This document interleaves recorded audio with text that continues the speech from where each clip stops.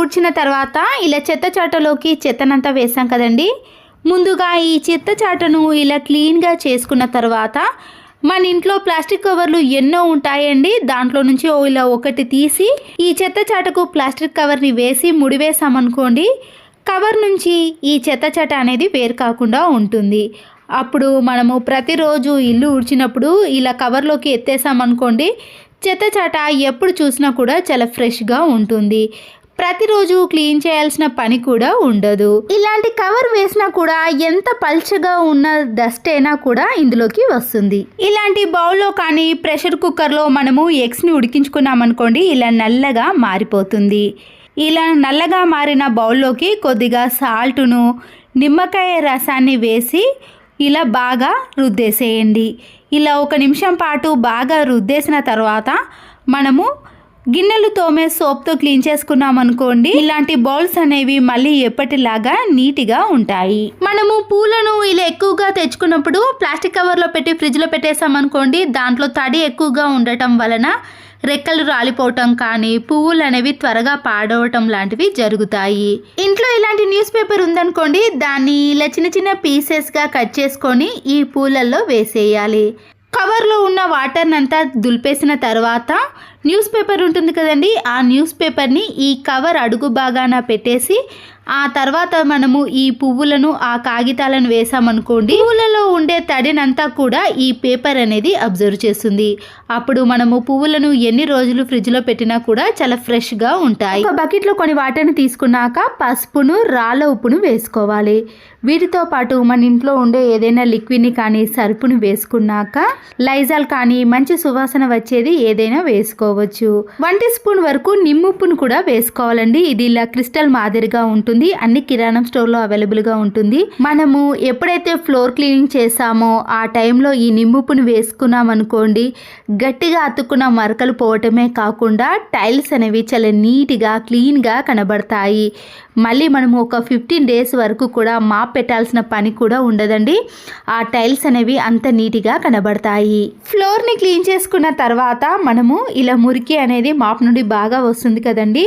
ఇలా వాటర్ని అంతా తీసేసిన తర్వాత హాట్ వాటర్ని తీసుకోవాలి. కొద్దిగా బేకింగ్ సోడాను, వైట్ వెనిగర్ని ఈ వాటర్లో కలిపేసి అప్పుడు మనము మాప్ని క్లీన్ చేసుకున్నాం అనుకోండి, దాంట్లో ఉండే మురికి అంతా కూడా ఈ వాటర్లోకి వచ్చేస్తుంది. పదే ఫ్రెష్ వాటర్ని తీసుకొని ఇలా 2-3 సార్లు మాప్ని క్లీన్ చేసే బదులు ఒకేసారి ఇలా హాట్ వాటర్తో క్లీన్ చేసామనుకోండి, మాప్లో ఉండే మురికి కూడా పోతుంది. మస్కిటో నెట్ ఉంటుంది కదండి, దాన్ని మనము ఏదైనా మేకుకు వేసుకుందామంటే వేయడానికి ఎక్కడ వీలు లేనప్పుడు ఇలా ఒక మాస్క్కు ఉండే నాడను కట్ చేసి ఏదైనా ఇలాంటి చిన్న హోల్ ఉన్నప్పుడు దాంట్లో నుంచి ఈ మాస్క్ యొక్క నాడను తీసి గట్టిగా ముడి వేసుకోవాలి. ఇప్పుడు మనము దీన్ని ఎక్కడంటే అక్కడ పెట్టకుండా ఇలా మేకు కానీ ఛార్జింగ్ పెట్టే ప్లేస్లో పెట్టేసుకున్నాం అనుకోండి, నీట్గా ఉంటుంది.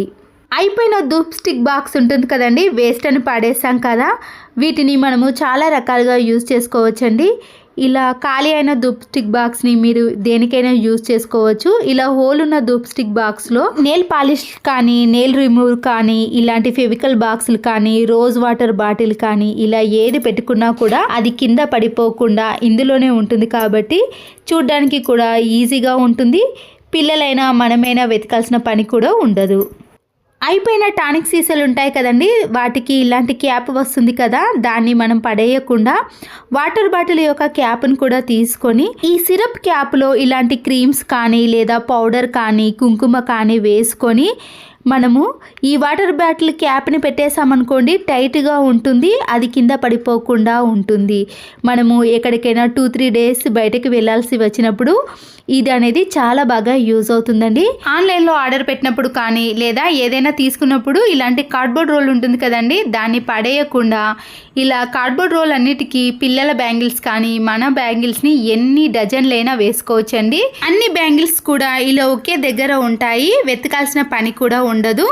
ఇలా కబోర్డ్స్లో మనము ఈ కార్డ్బోర్డ్ రోల్ని పైన ఇలా పెట్టేసామనుకోండి, స్పేస్ కూడా చాలా తక్కువగా తీసుకుంటుంది. ఇలా చాలా ఉన్న బ్యాంగిల్స్ని మనము బాక్స్లో సర్దుకున్నాం అనుకోండి, స్పేస్ ఎక్కువగా తీసుకుంటుంది. కార్డ్బోర్డ్ రోల్కి ఇలా బ్యాంగిల్స్ని పెట్టేసుకున్నాం అనుకోండి, చాలా తక్కువ స్పేస్ తీసుకుంటుంది. సమ్మర్లో ఎక్కువగా వచ్చే మల్లె పువ్వులు కానీ లేదా చామంతి, దేవుని పటాలకు పెట్టే పువ్వులు ఏవైనా సరేనండి, మనం కవర్లో పెట్టేసామనుకోండి, దాంట్లో తడి అనేది ఎక్కువగా ఉండటం వలన పువ్వులు అనేవి త్వరగా వాడిపోతాయి. ఇలా కవర్లో కాకుండా ఏదైనా ఒక ప్లాస్టిక్ బాక్స్ని కానీ స్టీల్ బాక్స్ని తీసుకొని దాంట్లో టిష్యూ పేపర్ని వేస్తారు కదండి, దానికి బదులుగా మీరు ఇక్కడ స్పాంజ్ని వేసి చూడండి. ఆ వాటర్ని అంతా కూడా ఈ స్పాంజ్ అనేది పీల్చుకోవటం వలన పువ్వులు అనేవి వారం కాదండి 2-3 వారాల పాటు కూడా పువ్వులు అనేవి చాలా ఫ్రెష్గా ఉంటాయి. రెక్కలు కూడా రాలిపోవండి. ఇలా ఒక్కసారి ట్రై చేయండి. ఇంట్లో చదువుకునే పిల్లలు కానీ ఆఫీస్ వెళ్ళే వాళ్ళకు ఇలాంటి పెన్ డ్రైవ్స్ ఉంటాయి కదండి, ఇవి చిన్నగా ఉండటం వలన ఎక్కడ పెట్టినా కూడా మళ్ళీ అవి కింద పడిపోయాయి అనుకోండి, వెతకాల్సిన పని అయితే ఉంటుంది. టైం కూడా చాలా వేస్ట్ అయిపోతుందండి. ఇలాంటి ఒక చిన్న బాక్స్లో వేసుకున్నాం అనుకోండి, అన్నీ ఒకే దగ్గర ఉంటాయి. ఒక దువ్వెనను తీసుకొని వేస్ట్గా ఉన్న సాక్స్ ఉంటుంది కదండి, దాంట్లో ఈ దువ్వెనను పెట్టేసేయండి. చివర్లో ఊడిపోకుండా ఉండటానికి ఒక రబ్బర్ బ్యాండ్ను కూడా వేసుకోవచ్చు. సోఫాలను మనము ప్రతిరోజు క్లాత్తో క్లీన్ చేస్తాం, కానీ ఇలా సైడ్లో మనము క్లాత్తో సరిగా క్లీన్ చేయలేకపోతాం కదండి. సోఫాలో ఉండే చిన్న గ్యాప్స్ అన్నిటినీ కూడా మనము ఇలా సాక్స్లో దువ్వెనను పెట్టేసి క్లీన్ చేసుకున్నాం అనుకోండి, దాంట్లో ఉండే సన్నటి డస్ట్ కూడా ఈజీగా వచ్చేస్తుంది. పిల్లలు కానీ ఏదైనా దాంట్లో వేసినా కూడా ఇలా మనము దువ్వెన సహాయంతో తీసేసామనుకోండి, దాంట్లో ఏది పడ్డా కూడా తీయగలుగుతాము. అప్పుడు సోఫాలు కూడా చాలా నీట్గా ఉంటాయి. నీడిల్లోకి దారాన్ని ఎక్కించాలంటే చాలామంది ఇబ్బంది పడతారు కదండి. ఇలా సింపుల్గా మనము ఎన్ని వరుసలైన దారాలను ఎక్కించాలి అంటే, కొబ్బరి పీచు ఉంటుంది కదండి, దాంట్లో నుంచి ఇలా సన్నగా ఉన్న ఒక నారను తీసుకొని వీడియోలో చూపించిన మాదిరిగా ఇలా రౌండ్గా మలుచుకోవాలి. ఇప్పుడు ఈ నారను ఇలా నిడిల్లోకి ఎక్కించిన తర్వాత దారాన్ని ఇలా పీచు ఉన్న నారలో పెట్టేసామనుకోండి, ఎన్ని వరుసలైనా సరేనండి, దారాన్ని ఇలా సన్నగా ఉన్న నిడిల్లోకి ఎన్ని దారాలైనా ఈజీగా ఎక్కించవచ్చు. తక్కువ టైంలో నిడిల్లోకి దారాన్ని ఎక్కించాలంటే ఈ టిప్ అనేది చాలా బాగా యూజ్ అవుతుంది. వాష్రూమ్లో ఇలా సోప్ బాక్స్ పెట్టినప్పుడు దాంట్లో వాటర్ పడి సబ్బు అనేది పూర్తిగా అంటుకొని పోతుందండి. సబ్బు అనేది త్వరగా అరిగిపోవటమే కాకుండా చాలా వేస్ట్ అయిపోతుంది కదా. ముందుగా సోప్ బాక్స్ను ఇలా ఒక పాడైపోయిన టూత్ బ్రష్తో నీట్గా క్లీన్ చేసుకున్నాక స్క్రబ్బర్ ఉంటుంది కదండి, ఒక స్పాంజ్ స్క్రబ్బర్ని తీసుకొని ఇలా సోప్ బాక్స్లో పెట్టేసుకోవాలి. తర్వాత దీంట్లో మనము బట్టలు వాష్ చేసే సోప్ కానీ ఫేస్కి వాడే సోప్ అయినా సరేనండి, ఏది పెట్టినా కూడా ఇలా సోప్ బాక్స్కి అంటుకోకుండా ఉండటమే కాకుండా సోప్ అనేది త్వరగా అరిగిపోదండి. సోప్ బాటిల్ కానీ ఖాళీగా ఉన్న వాటర్ బాటిల్ని తీసుకున్నాక పైన ఉన్న కవర్ని తీసేయండి. ఇలా ప్లాస్టిక్ బాక్స్ని తీసుకున్నాక మీ ఇంట్లో ఉండే షాంపూ ప్యాకెట్ ఏదైనా పర్వాలేదండి, ఇలా ఒక షాంపూ ప్యాకెట్ని పూర్తిగా వేసిన తర్వాత చిన్న క్యాప్లో మీరు డెటాల్ని కూడా వేసుకోవాలి. డెటాల్ లేని ప్లేస్లో మీరు హ్యాండ్ వాష్ లిక్విడ్ని వేసుకోవచ్చు. దీంతో పాటు మంచి సువాసన కోసం కంఫర్ట్ని కూడా కొద్దిగా యాడ్ చేసుకోండి. బట్టలు వాష్ చేసే సోప్ కానీ లేదా గిన్నెలు కడిగే సోప్ ఉంటుంది కదండి, దాన్ని ఇలా గ్రేటర్తో సన్నగా తురుముకోండి, లేదా చిన్న పీసెస్గా కట్ చేసి కూడా వేసుకోవచ్చు. ఈ సోప్ అనేది మీకు ఎంత కావాలనో అంత తురుముకున్నాక దాంట్లో ఒక గ్లాస్ వరకు వాటర్ని యాడ్ చేసుకోండి. ఇప్పుడు ఈ వాటర్ని అంతా కూడా ఇలా ఒక బాటిల్లోకి వేసేసుకోవాలి. బాటిల్ యొక్క క్యాప్ ఉంటుంది కదండి, దాన్ని ఇలా ఫోక్ స్పూన్తో కానీ లేదా మేకుతో చిన్న హోల్స్ అనేవి చేసుకోవాలి. ఇలా బాటిల్కి పెట్టేసిన తర్వాత దీంట్లో నుంచి ఇలా కొన్ని వాటర్ అనేవి వస్తాయి కదండి, వాష్రూమ్లో ఉండే ఫ్లష్ ట్యాంకులో ఈ బాటిల్ని ఇలా రివర్స్లో పెట్టేసేయండి. ఇలా చేయటం వలన దాంట్లో ఉండే వాటర్ అంతా కూడా ఈ ఫ్లష్ ట్యాంక్లోకి వచ్చేసాయి. మనము ఎప్పుడు కూడా ఫ్లష్ని ఆన్ చేసిన వెంటనే కూడా మంచి సువాసనతో పాటు వాష్రూమ్ అనేది నీట్గా క్లీన్గా కనబడుతుంది. ఎలాంటి బ్యాడ్ స్మెల్ లేకుండా ఇలా 15 డేస్కి ఒకసారి మనము బాటిల్ని పెట్టేసామనుకోండి, ఎప్పుడు చూసినా కూడా వాష్రూమ్ అనేది నీట్గా కనబడుతుంది. వాష్రూమ్ని ప్రతిరోజు కూడా క్లీన్ చేయాల్సిన పని కూడా ఉండదు. ఇలా మంచి సువాసన రావాలంటే ఈ టిప్ని ఫాలో అవ్వండి. కేజీలు వెల్లుల్లి రెబ్బలపై ఉండే పొట్టును తీయాలంటే చాలా విసుగ్గా ఉంటుందండి. దీనిపై ఉండే పొట్టును తీయలేక స్టోర్లో నుంచి డైరెక్ట్గా పేస్ట్ను కొంటాం కదండి. అలాంటి ఇబ్బంది లేకుండా సింపుల్గా ఈజీగా ఎన్ని కేజీలైనా మన చేతి నొప్పి పెట్టకుండా వెల్లుల్లి రెబ్బలపై ఉండే పొట్టును తీసేయచ్చు.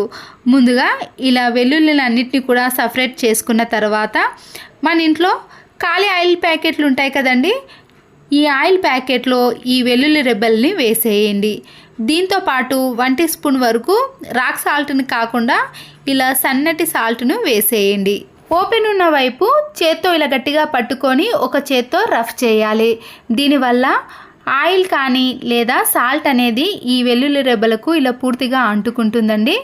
తర్వాత మన ఇంట్లో ఉండే ప్రెషర్ కుక్కర్ ఉంటుంది కదండి, ఈ ప్రెషర్ కుక్కర్లోకి ఈ వెల్లుల్లి రెబ్బలని వేసేయండి. అన్నిటినీ వేసిన తర్వాత ప్రెషర్ కుక్కర్ యొక్క మూతను మనము డైరెక్ట్గా అన్నం ఉడికించుకునేటప్పుడు పెట్టేసాం కదండి, అలా కాకుండా ఇలా రివర్స్లో పెట్టేసేయాలి. తర్వాత స్టవ్ ఆన్ చేసేసి హై ఫ్లేమ్లో కాకుండా మీడియం ఫ్లేమ్లో కానీ లో ఫ్లేమ్లో ఒక 5 మినిట్స్ మాత్రమే ఈ వెల్లుల్లి రెబ్బలు అనేవి వేడిగా అయ్యేంత వరకు మాత్రమే ఇలా స్టవ్ పైన పెట్టేసేయండి. మరి అవి కలర్ చేంజ్ అయ్యేంత వరకు మాత్రం పెట్టకూడదండి. కింద అడుగు భాగం కూడా ఇలా మాడిపోకుండా ఇలా నీట్గా ఉండే విధంగా మాత్రమే మనము లో ఫ్లేమ్లోనే వేడి చేసుకోవాలి. చూడండి, నేనైతే ఇక్కడ మీడియం ఫ్లేమ్లో పెట్టి ఇలా ప్రెషర్ కుక్కర్ యొక్క మూతను రివర్స్లో పెట్టేసి ఒక 5 నిమిషాలు మాత్రమే వేడి చేశానండి. గోరువెచ్చగా ఉన్నప్పుడే ఇలా ఒక గిన్నెలోకి వేసుకోవాలి. కింద అడుగు భాగం కూడా చాలా నీట్గా ఉంది చూడండి, అలా మాత్రమే వేడి చేసుకోవాలండి. తర్వాత వీటిని ఇలా కొద్దిగా చేత్తో బాగా గట్టిగా ప్రెస్ చేస్తూ నలిపేసుకోండి. దీనివల్ల ఏదైనా పొట్టు ఉంటే ఈజీగా వచ్చేస్తుంది. మళ్ళీ వీటిని ఇదే ఆయిల్ ప్యాకెట్లో వేసేసి గట్టిగా ఒకసారి ఇలా కిందికి 2-3 సార్లు మనం గట్టిగా ప్రెస్ చేసి కొట్టేసామనుకోండి, పొట్టు అనేది దానంతట అదే ఈజీగా వచ్చేస్తుంది. ఈ వెల్లుల్లి రెబ్బలను ఇప్పుడు మళ్ళీ ఇదే గిన్నెలోకి వేసేసిన తర్వాత మనము చేత్తో గట్టిగా ప్రెస్ చేయకుండానే ఇలా ఈజీగా పొట్టు అనేది వచ్చేస్తుందండి. ఒక్కొక్కసారి మన చేతి వేలు కూడా నొప్పి పెడతాయి కదండి, అలా నొప్పి పెట్టకుండా ఇలా సింపుల్గా ఇలా వేడిగా ఉన్నప్పుడే మనము దానిపై ఉండే పొట్టును తీసేసామనుకోండి, ఎంత ఈజీగా వచ్చేస్తుందంటే అంత ఈజీగా వచ్చేస్తుందండి. మీకు ఇక్కడ ఇంకో విధంగా కూడా చూపిస్తాను చూడండి, చాలా సింపుల్గా పైన ఉండే పొట్టును తీసుకోవచ్చు. చేత్తో ఇలా అనగానే వచ్చేస్తుందండి. లేదంటే మీరు ఇంకో విధంగా తీయాలి అంటే ఇలా ఒక వెల్లుల్లి రెబ్బను తీసుకొని మనము చేతి మధ్యలో ఇలా వెల్లుల్లి రెబ్బలను పెట్టేసి గట్టిగా ప్రెస్ చేసామనుకోండి, దానిపై ఉండే పొట్టు అనేది ఈజీగా వచ్చేస్తుందండి. మనము పల్లికాయకి ప్రెస్ చేసినంతగా కాకుండా ఇలా సింపుల్గా ప్రెస్ చేస్తే సరిపోతుందండి, దానిపై ఉండే పొట్టు అనేది వచ్చేస్తుంది. చూసారు కదండి, ఎన్ని కేజీలైనా ఇలా సింపుల్గా వెల్లుల్లి రెబ్బలపై ఉండే పొట్టును ఒలుచుకోవాలంటే ఎక్కువ ప్రాసెస్ లేకుండా ఇలా 5 నిమిషాలలో మనము వెల్లుల్లి రెబ్బలపై ఉండే పొట్టును తీసేయొచ్చు. వెల్లుల్లి రెబ్బలపై ఉండే పొట్టు తీయాలంటే నాకు కూడా విసుగ్గా ఉండేదండి. నేనైతే స్టోర్లో డైరెక్ట్గా రుబ్బిన పేస్ట్ని యూజ్ చేసేదాన్ని. కానీ ఈ ట్రిక్ తెలిసిన తర్వాత ఎన్ని కేజీలైనా ఇంట్లో ఇలా ఒకేసారి 1 మంత్కి కానీ 2 మంత్స్కి ఒకేసారి రుబ్బుకున్నాం అనుకోండి, ఫ్రిడ్జ్లో పెట్టుకున్నా కూడా చాలా రోజుల పాటు ఫ్రెష్గా ఉంటుందండి, త్వరగా పాడవద్దు కదా. ఇలా ఒకేసారి నేను 2 మంత్స్కి ఒకసారి రుబ్బేసుకుంటానండి. మీరు కూడా తప్పకుండా ఒక్కసారి ఇలా ట్రై చేసి చూడండి, ఈజీగా అనిపిస్తుంది. అని ఉంటుంది కదండి, ఇలా జిడ్డు ఎక్కువగా పట్టేస్తుంది. మనం క్లీన్ చేయాలనుకున్నా కానీ 2-3 సార్లు క్లీన్ చేసేదాకా కూడా ఆ జిడ్డు అనేది తొలగిపోదండి. మన చేతులు కూడా నొప్పి పెడుతుంది కదా. ఇలా జిడ్డు ఎక్కువగా ఉన్నప్పుడు సింపుల్గా ఒకేసారి క్లీన్ చేసుకునే విధానాన్ని చూపిస్తున్నానండి. ముందుగా ఒక చిన్న ప్లేట్లోకి గోధుమ పిండిని కానీ మీరు ఏ పిండినైనా తీసుకోవచ్చు. నేను ఇక్కడ గోధుమ పిండిని తీసుకున్నానండి. దీంతో పాటు బేకింగ్ సోడా ఉంటుంది కదా, దాన్ని 1 టీ స్పూన్ వేసుకోవాలి. చిన్న నిమ్మకాయని తీసుకొని దాంట్లో ఉండే రసాన్ని అంతా కూడా ఈ బేకింగ్ సోడాలో కలిపేసుకోవాలి. ఈ పిండిలో కొన్ని వాటర్ని కలిపేసి స్క్రబ్బర్ని తీసుకొని ఆయిల్ క్యాన్ చుట్టూ కూడా రుద్దేసేయండి. ఇలా పిండిని రుద్దేసేయడం వలన జిడ్డు అనేది పూర్తిగా ఈ పిండికి వచ్చేస్తుందండి. మనము పదే రుద్దాల్సిన పని లేకుండా ఇలా ఒకేసారి స్క్రబ్బర్తో క్లీన్ చేసుకున్నాం అనుకోండి, దానికి ఉండే జిడ్డు అనేది చాలా ఈజీగా పోతుంది. తర్వాత సోప్తో ఒకసారి క్లీన్ చేసుకున్నాక ఇప్పుడు వాటర్తో క్లీన్ చేసుకున్నాం అనుకోండి, ఆయిల్ మరకలు అనేవి అస్సలకే కనిపించవు. ఆయిల్ క్యాన్ ఎప్పుడు కూడా ఇలా పిండితో క్లీన్ చేసుకున్నాం అనుకోండి, మన చేతులు కూడా నొప్పి పెట్టకుండా ఆయిల్ క్యాన్ అనేది ఇలా నీట్గా కొత్త దానిలా కనిపిస్తుంది. డోర్స్ కానీ బెడ్స్ కానీ ఇలా డిజైన్గా ఉన్నప్పుడు మనము క్లాత్తో క్లీన్ చేసినా కూడా డస్ట్ అనేది సరిగా పోదండి. ఇలా ఒక పాడైపోయిన టూత్ బ్రష్ని తీసుకొని డోర్కు ఉండే డస్ట్ని కానీ కొన్ని బెడ్స్ డిజైన్స్గా ఉంటుంది కదండి, అలాంటి వాటిని క్లీన్ చేయడానికి ఈ టిప్ అనేది చాలా బాగా యూజ్ అవుతుందండి. క్లాత్తో క్లీన్ చేసామనుకోండి, ప్రతి మూలాల్లో క్లాత్ పెట్టి సరిగ్గా క్లీన్ చేయలేకపోతాము, మళ్ళీ దాన్ని వాష్ చేయాల్సిన పని కూడా ఉంటుందండి. అలాంటి పని ఏది లేకుండా ఇలా సింపుల్గా ఈజీగా క్లీన్ చేసుకోవచ్చు. దీనివల్ల డోర్ అనేది చాలా నీట్గా కనబడుతుంది. అంతే కదండి, మన ఇంట్లో నెట్టెడ్ విండోస్ కానీ ఇలాంటి నెట్టెడ్ డోర్స్ ఉంటాయి కదండి, వాటిని క్లీన్ చేయాలన్నా కూడా ఇలా ఒక పాడైపోయిన టూత్బ్రష్తో క్లీన్ చేసామనుకోండి, ఎంత సన్నగా ఉన్న డస్ట్ అయినా ఈజీగా క్లీన్ అయిపోతుంది. మరొక యూస్ఫుల్ టిప్, ఇంట్లో మంచి సువాసన వచ్చే అగరబత్తిలు ఉంటాయి కదండి, ఒక నైఫ్ని కానీ లేదా ఒక స్పూన్ తీసుకొని ఇలా అగరబత్తిలపై ఉండే దాన్నంతా కూడా ఒక టిష్యూ పేపర్లోకి తీసేసుకోవాలి. ఈ అగరబత్తిలపై ఉండే దాన్ని తీయాలంటే కొంచెం టైం తీసుకుంటుందండి. దీనికోసం మనము దానిపై కొన్ని వాటర్ని తడిపేసి నైఫ్తో ఇలా అనగానే ఈజీగా వచ్చేస్తుందండి. దానంతా కూడా ఇలా ఒక టిష్యూ పేపర్లోకి వేసుకోవాలి. తీసుకున్న అగరబత్తిలన్నిటినీ కూడా మనము పొడిలాగా చేసుకోవాలి. ఇక్కడ నేను 2 టిష్యూ పేపర్లను తీసుకొని ఈ అగరబత్తిల పొడినంతా కూడా ఈ టిష్యూ పేపర్లో కొద్దిగా వేసుకొని రబ్బర్ బ్యాండ్ కానీ లేదా ఇలా టిష్యూ పేపర్తో మలుచుకొని ముడి వేసుకున్నారనుకోండి, అది ఊడిపోకుండా ఉంటుంది. ఇలా మనము ఎన్ని కావాలంటే అన్నిటినీ ప్రిపేర్ చేసుకోవచ్చండి. తర్వాత వీటిని ఎక్కడైతే బ్యాడ్ స్మెల్ వస్తుందో బీరువాలో కానీ లేదా కబోర్డ్లో కానీ ఎక్కడైనా పెట్టేసుకోవచ్చండి. దీనివల్ల మనము కబోర్డ్స్ తీస్తున్నప్పుడు కానీ బీరువా తీస్తున్నప్పుడు మంచి సువాసన అనేది వస్తుంది. పాడో ఇలాంటి గోడలపైన సన్నటి డస్ట్ ఏర్పడుతుందండి. మనము ప్రతిరోజు చీపురు కట్టతో క్లీన్ చేస్తాం, కానీ ఇలాంటి డస్ట్ అనేది గోడలకు అతుక్కపోయి నల్లగా జిడ్డుగా తయారవుతుంది.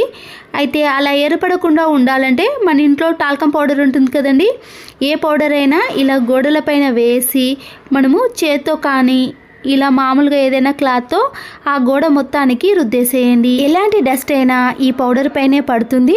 అప్పుడు గోడలకు అతుక్కోకుండా నీట్గా కనబడతాయి. పిల్లలు వేసుకునే నైట్ ప్యాంట్స్ ఉంటాయి కదండి, ఎలాస్టిక్ని ఇలా గట్టిగా అనేసామనుకోండి, ఆ నాడ అనేది లోపలికి వెళ్ళిపోతుంది. చిన్నపిల్లలు అయితే చాలా ఇబ్బంది పడతారు కదండి. వాళ్ళు టైట్ కానీ లూజ్ కానీ ఈజీగా చేసుకోవాలి అంటే ఇలా ఒక నాడను మనము వీడియోలో చూపించిన మాదిరిగా దాంట్లో నుంచి తీసి ఇలా కొద్దిగా గ్యాప్ ఉంచేసేయండి.